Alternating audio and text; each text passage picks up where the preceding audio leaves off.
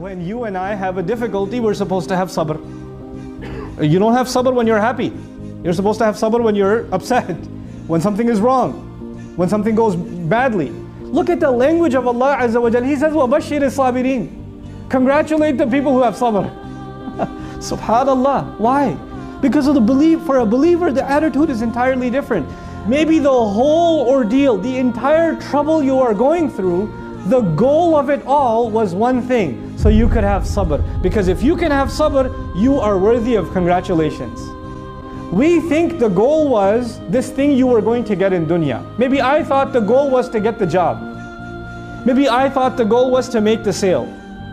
But maybe to Allah, the real goal is you were going to learn sabr. That's a bigger goal than anything else. Subhanallah. And if you got that goal, you should be congratulated. Everything you get in this life is then a gift. It's not something you earned, it's a gift.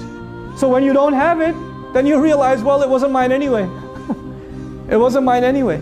We take our hands for granted, we take our eyes for granted, we take our nose for granted, we take our tongue for granted. The fact that I'm standing here speaking before you, I take the fact that I can speak to you for granted. But this tongue, it doesn't belong to me. I didn't pay for it. It belongs to Allah. So when it starts stuttering, inna lillah, inna lillah. The wisdom of the statements Allah gave us when difficulty comes. The second statement is, wa inna ilayhi raji'un. No doubt about it, to Him alone we're going to be returning. Why is that important? Because whatever problem you're having right now isn't permanent. Whatever problem you're having isn't permanent. Whether it's money problems or health problems or family problems, or it's emotional problems or physical problems, it doesn't matter. None of them are permanent. You know why? Because you and I are not permanent. Recap of everything. First of all, the first thing when difficulty happens, train your tongue, train your heart. Inna lillahi wa inna ilayhi raji'un. That's number one. Number two, don't say to other people that something is happening to them because of Allah. Don't say this to people. Do not say this to people.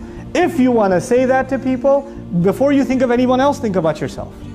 You don't get to decide something happened from the ghaib, something happened from Allah, and you don't get to decide why did Allah do this, that He didn't offer His explanation to you. You don't have that license. And when it comes to ourselves, we have to make the distinction between things that are out of our hands, you can't control them, then we say inna lillahi wa inna ilayhi raji'un.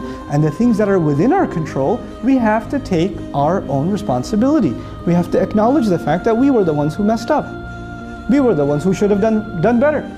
This is as a result of our own misbehavior. May Allah Azza wa Jal make us of those who pass all of these tests and are meeting with Him with light in our chests and light coming out of our right hands on the Day of Judgment.